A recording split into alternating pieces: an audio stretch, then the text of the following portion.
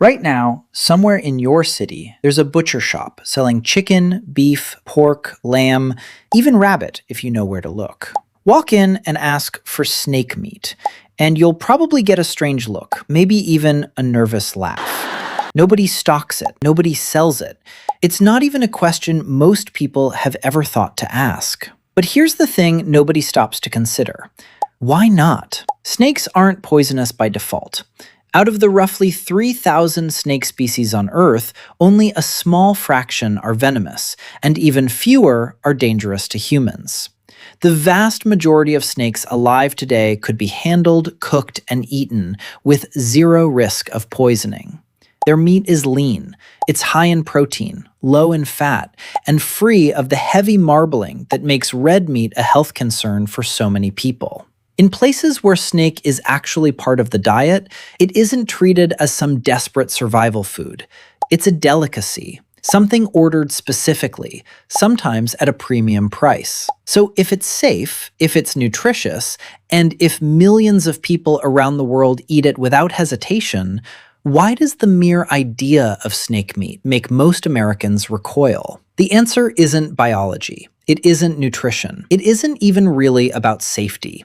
It's something much older, and honestly, much stranger than any of that. Go back thousands of years, and snakes weren't just animals crawling through the grass.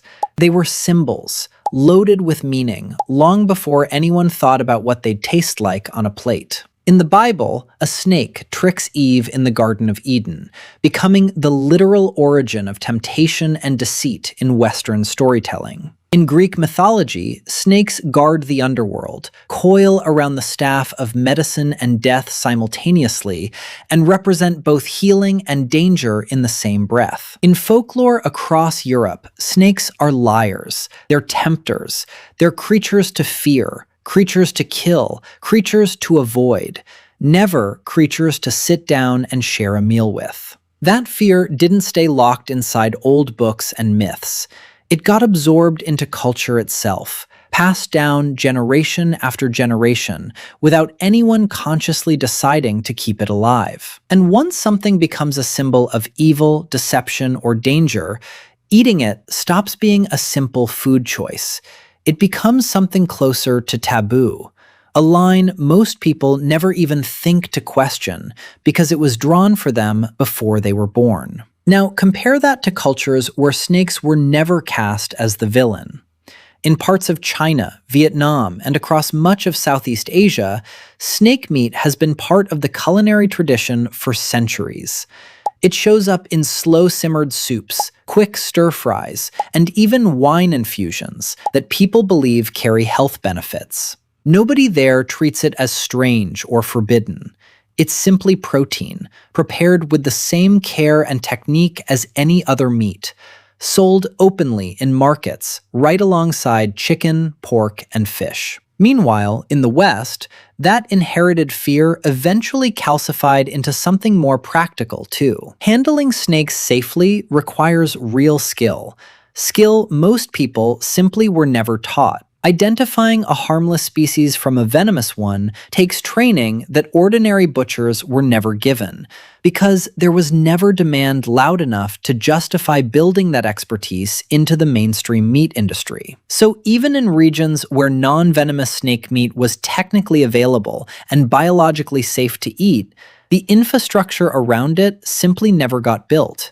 No dedicated processing plants, no established supply chain, no cold storage systems designed around it, no demand, because the fear came first, culturally embedded generations earlier.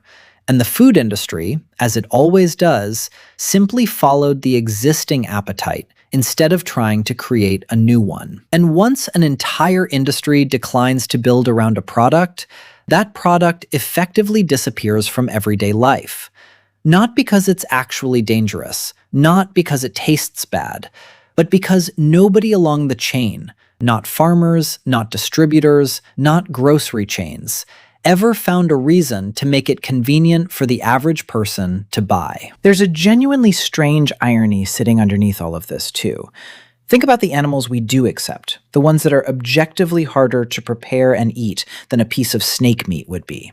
Lobster comes wrapped in a hard shell with sharp claws that require special tools just to crack open.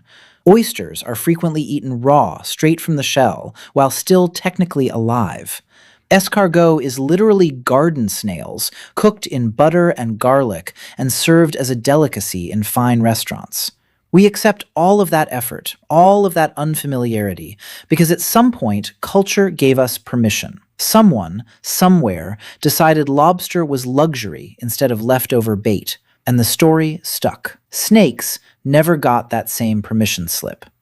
No cultural moment ever rebranded them from feared predator to acceptable protein in the Western imagination. There's also a deeper psychological layer worth mentioning. Humans are wired, evolutionarily, to react strongly to snake-like shapes. Studies in cognitive psychology suggest our brains process snake imagery faster than almost any other visual stimulus, a survival mechanism baked in from a time when spotting a venomous snake half a second faster than the person next to you could be the difference between life and death. That instinct made sense for early humans navigating literal jungles and grasslands filled with genuine venomous threats.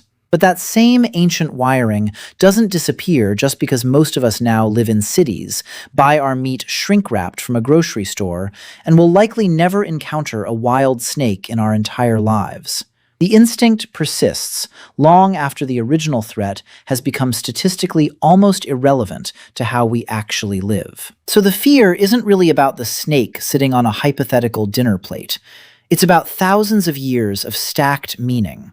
Religious symbolism, ancient survival instinct, cultural storytelling, and a food industry that simply never had a reason to challenge any of it. Every one of those layers reinforced the others, until eating snake meat wasn't even a decision people actively made anymore. It became something nobody considered in the first place. So the next time you see a snake, whether it's on a nature documentary, in a zoo enclosure, or slithering across a hiking trail, and you feel that instinctive flinch of discomfort, it's worth pausing to ask yourself a genuinely interesting question. Is that reaction based on real, present-day danger? Or is it based on a story humans have been quietly telling each other for thousands of years? One that had almost nothing to do with what's actually edible, safe, or sitting right in front of you.